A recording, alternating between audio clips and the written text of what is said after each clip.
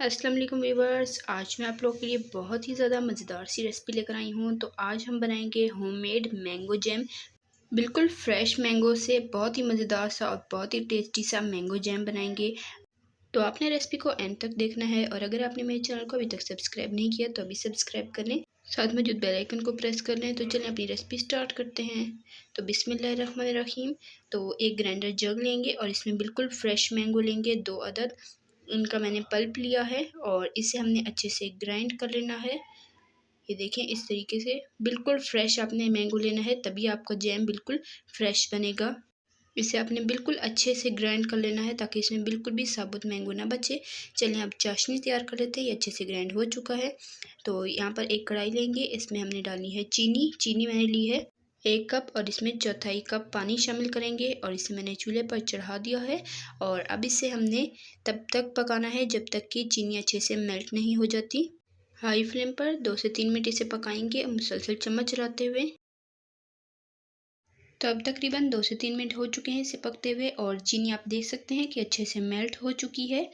जब चीनी अच्छे से मेल्ट हो जाए तब आपने इसमें मैंगो प्यूरी शामिल करनी है, जो कि हमने 2 बड़े साइज़ के आम की बनाई थी। और इस रेसिपी में आपने फ्रेश आम ज़रूर लेने हैं, तभी आपकी रेसिपी बिल्कुल परफेक्ट बनेगी और जैम को आप महफूज करके भी रख सकेंगे। तो अब आपने इसको अच्छे से पकाना है मीडियम फ्लेम पर तकरीबन 4 से 5 मिनट तक। अपने मुसलसल चम्मच चलाते रहना है ताकि जैम नीचे लगे नहीं। और अगर आपको रेसिपी पसंद आ रही है तो वीडियो को लाइक कर दें और शेयर कर दें फ्रेंड एंड फैमिली मेम्बर्स के साथ।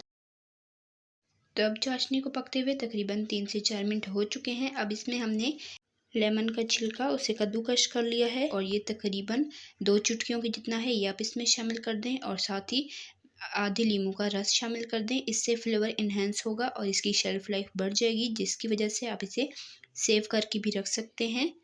तो चलें अब इसे डालने के बाद आपने फ्लेम बिल्कुल लो कर देनी है और लो फ्लेम पर इसे तकरीबन 2 से 3 मिनट और पकाएंगे जब तक कि ये गाढ़ा नहीं हो जाता, जैम की शक्कर इख्तियार नहीं कर लेता और थोड़ा ट्रांसपेरेंट नहीं हो जाता, तब तक इसे पकाएंगे मुसलसल चम्मच चलाते हुए।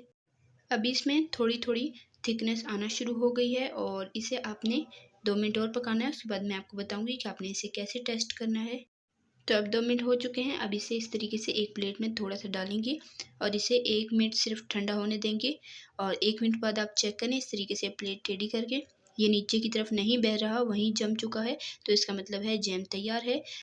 अब यहाँ पर मैंने शीशे का एक एयर टाइट जार ले लिया है और इसे बिल्कुल अच्छे से धोकर ड्राई कर लिया है। इसमें पानी का एक कतरा भी नहीं होना चाहिए, वरना आपका सारा जैम ख़राब हो सकता है। अच्छे से ड्राई होने के बाद आपने इसमें जैम डाल देना है।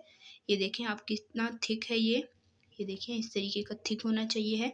तो अब इसको बोतल को हमने बिल्कुल फुल भर लेना है। बस आपने यही एहतियात रखनी है कि बोतल अच्छे से धुली हुई हो और इसमें पानी का एक कतरा भी ना हो, तभी आप इसे महफूज करके रख सकेंगे। तो ये देखें बोतल अच्छे से फुल कर ली है मैंने और इसे आप 1 से 2 हफ्ते के लिए फ्रिज में स्टोर करके रख सकते हैं। तो मैं भी आपको टेस्ट कराती हूँ। ये ब्रेड का एक स्लाइस लेंगे और नाइफ़ की मदद से इस पर फैला लेंगे। ये देखें माशाल्लाह कितना अच्छा इसका टेक्सचर है और बहुत ही अच्छा सा मैंगो जैम बनकर तैयार हो चुका है। तो आपने इसे ज़रूर ट्राई करना है और अपना फीडबैक ज़रूर देना है कि आपको मेरी आज की रेसिपी कैसी लगी है। वीडियो पसंद आए तो लाइक कर दें, सब्सक्राइब कर दें, साथ मौजूद बेल आइकन का बटन भी प्रेस कर दें ताकि आपको इसी तरह की मज़ेदार और आसान सी रेसिपी सबसे पहले फ्री में देखने को मिल सके। और आप इसकी शाइन चेक करें कि ये कितना शाइनी है।